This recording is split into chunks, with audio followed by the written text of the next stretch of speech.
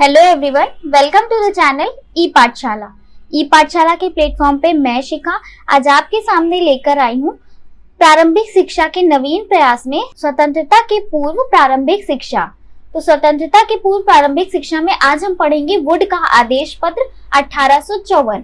Would का आदेश पत्र को वुड का घोषणा पत्र भी कहते हैं और ये 1854 में आया था। तो चलिए पढ़ते हैं वुड के आदेश पत्र के बारे में और क्या क्या इसमें संस्तुतियां प्रस्तुत की गई, क्या सुझाव दिए गए, इन सब के बारे में चर्चा करते हैं। तो चलिए शुरू करते हैं।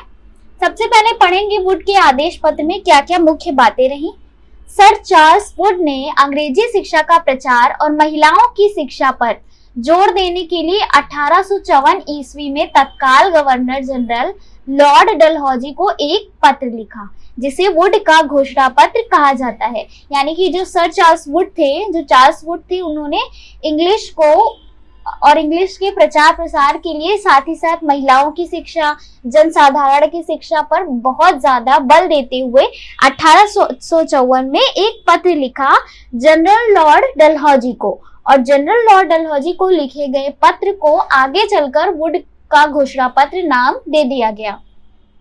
तो चार्ल्स वुड ने अपने घोषणा पत्र में कहा कि प्राथमिक विद्यालयों की शिक्षा मातृभाषा में होनी चाहिए और उच्च शिक्षा जो विश्वविद्यालयी शिक्षा है वो आपकी अंग्रेजी माध्यम में, अंग्रेजी भाषा में होनी चाहिए। यानी कि प्राइमरी एजुकेशन वो बच्चे की मदर टंग में होनी चाहिए और जो यूनिवर्सिटी की लैंग्वेज है, यूनिवर्सिटी का माध्यम है वो इंग्लिश होना चाहिए।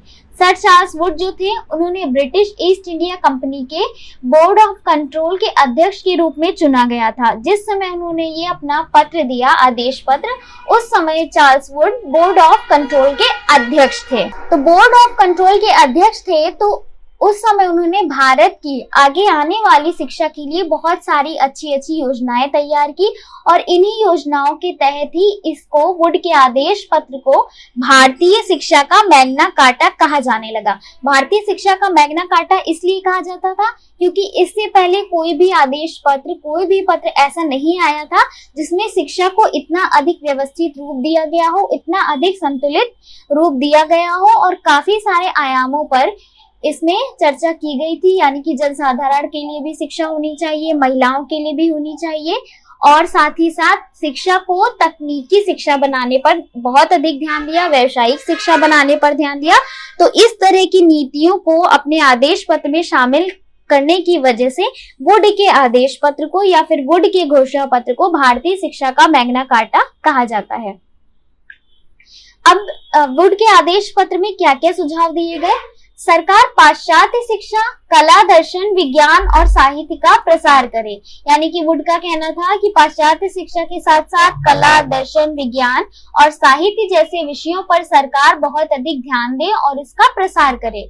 उच्च शिक्षा का माध्यम अंग्रेजी हो और जो प्राइमरी एजुकेशन है, प्राथमिक शिक्षा है, वो देशी भाषाओं में होनी चाहिए।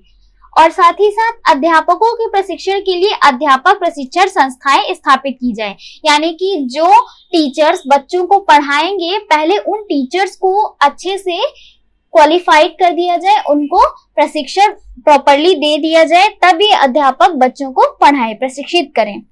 व्यवसायिक व टेक्निकल शिक्षा पर बल दिया गया। व्यवसायिक व टेक्निकल शिक्षा पर बल दिया गया यानी कि शिक्षा को आगे चलकर व्यवसाय में बहुत अधिक यूज किया जा सके, व्यवसाय के लिए लाभकारी हो शिक्षा, और टेक्निकल शिक्षा देने पर वुड ने बहुत अधिक बल दिया था। नेक्स्ट है स्त्री शिक्षा को प्रोत्साहित किया जाए। यानी कि शिक्षा में पहले माना जाता था कि स्त्रियों को शिक्षा पाने का अधिकार नहीं है या स्त्रियों को शिक्षा नहीं दी जाती थी, लेकिन वुड ने अपने घोषणा पत्र में कहा कि स्त्रियों को भी शिक्षा का हक है, इसलिए स्त्री शिक्षा को बहुत अधिक प्रोत्साहित किया जाना चाहिए।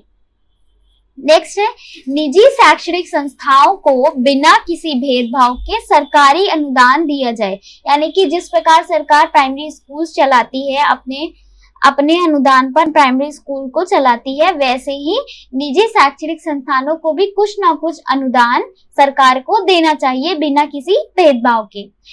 3 प्रेसिडेंसी नगरों में लंदन विश्वविद्यालय के आधार पर विश्वविद्यालय खोले जाएं।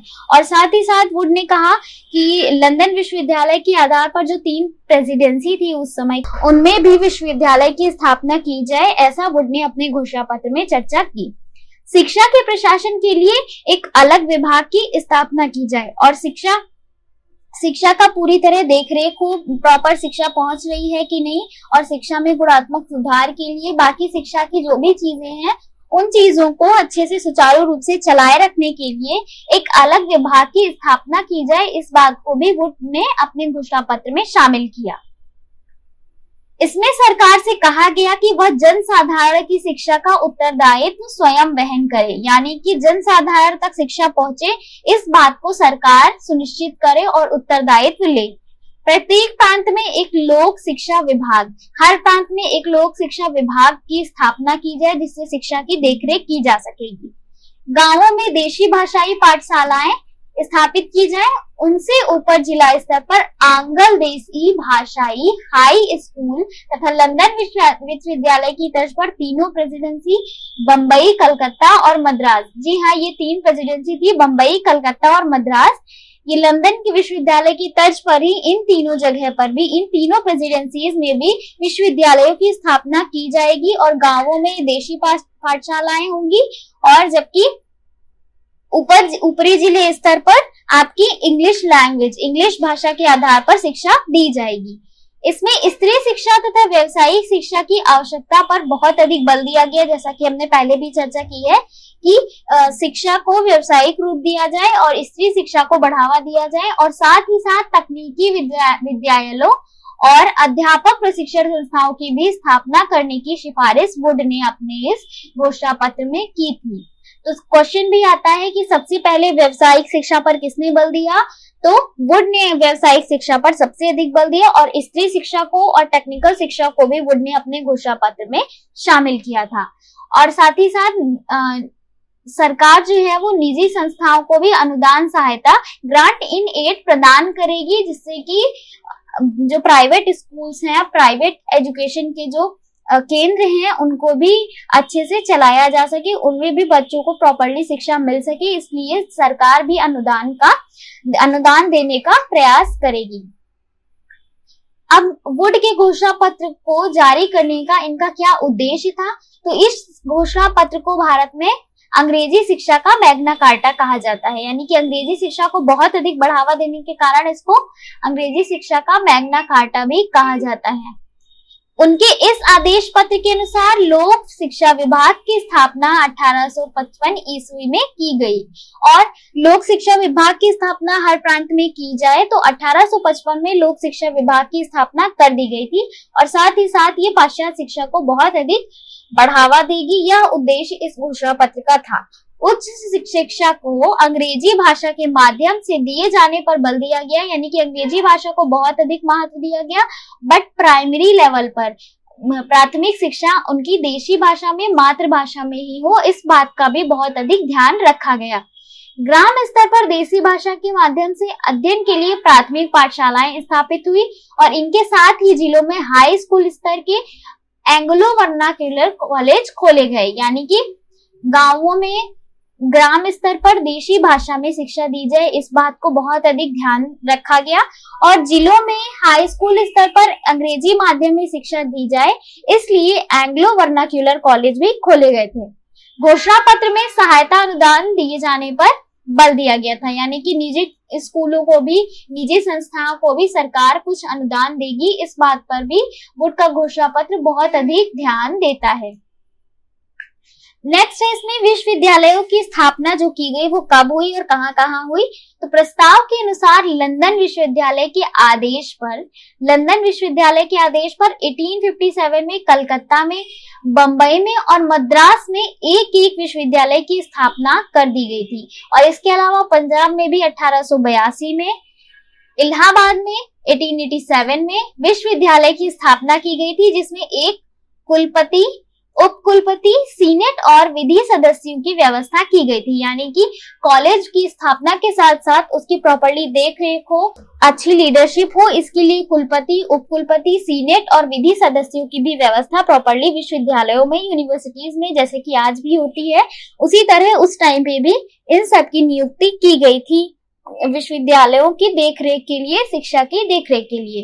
इन विश्वविद्यालयों को परीक्षा लेने और उपाधियां प्रदान करने का अधिकार होता था। यानी कि यूनिवर्सिटीज में बच्चों को डिग्री देने के लिए और उनको तरह तरह की उपाधियां और परीक्षा लिया जाए, मूल्यांकन किया जाए, इस बात पर मेन विश्वविद्यालय का फोकस रहता था।